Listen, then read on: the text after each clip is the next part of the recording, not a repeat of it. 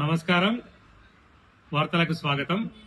Wardhannapet municipality పరిధిలోని ప్రభుత్వ పాఠశాలలో క్యాచ్ ద రెయిన్, వర్షమే జీవనాధారం, నీరే జీవనాధారం అనే కార్యక్రమాన్ని నిర్వహించారు. ఈ కార్యక్రమానికి ముఖ్య అతిథిగా మున్సిపల్ చైర్మన్ పాలకుర్తి సారంగపాణి హాజరై విద్యార్థులు, ఉపాధ్యాయులు, అధికారులతో కలిసి నీటి సంరక్షణ ప్రతిజ్ఞ చేశారు.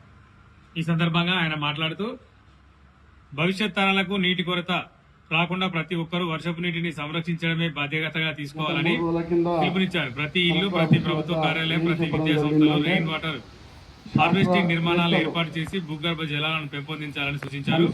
విద్యార్థులు చిన్నప్పటి నుంచే నీటి విలువను తెలుసుకుని నీటిని వృధా చేయకుండా జాగ్రత్తగా వినియోగించడంతో పాటు తమ కుటుంబ సభ్యులను కూడా అవగాహన కల్పించాలని తెలిపారు.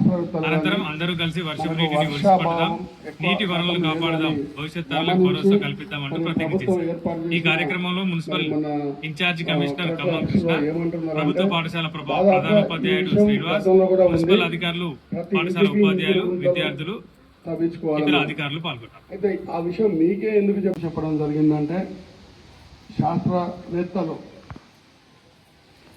సైంటిస్టులు, మరి అలాగే మన స్టేట్లో ఉన్న సైంటిస్టులు కానీ శాస్త్రవేత్తలు కానీ మనకు వర్షాభావం ఎక్కువ శాతం లేదు అని గమనించి మరి ప్రభుత్వం ఏర్పాటు చేసిన మరి మన కలెక్టర్ ఆఫీసులో ఏమంటున్నారంటే, దాదాపుగా ఈ విషయం గతంలో కూడా ఉంది, ప్రతి ఇంటికి ఇంకుడు గుంతలు తవ్వించుకోవాలి మనం. అయితే ఆ విషయం మీకే ఎందుకు చెప్తానంటే, మీరు చదువుకున్న పిల్లలు, మీ తల్లిదండ్రులు మీ మాట వింటారు. చదువుకున్న వాళ్ళకి ఇది తెలుసు ఎంతవరకు పనిచేస్తాయి. వర్షాభావం లేనప్పుడు వచ్చిన వర్షాన్ని చుక్క నీరు కూడా వేస్ట్ కాకుండా మరి మనం ఇంటి పైన నుంచి వచ్చే వర్షం కానీ, అటు నుంచి ఇటు నుంచి వచ్చే వర్షం కానీ చక్కగా మన ఇంకుడు గుంతలకు పోయే విధంగా ఏర్పాటు చేసుకున్నట్టయితే మనకు వర్షాభావం, మన బోర్లో బావిలో నీళ్లు ఉంటాయి, మన బోర్లలో నీళ్ళు ఒడిసిపోవు.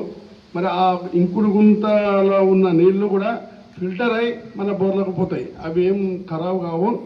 ఎందుకంటే చెట్లు పెరగాలనుకుంటే మనం ప్రభుత్వం ఏమంటుందంటే, ఎక్కువ శాతం రైతులు వరి మీద పడ్డారు. వరి ఎక్కువ శాతం పండించుకోవాలనే ఆశ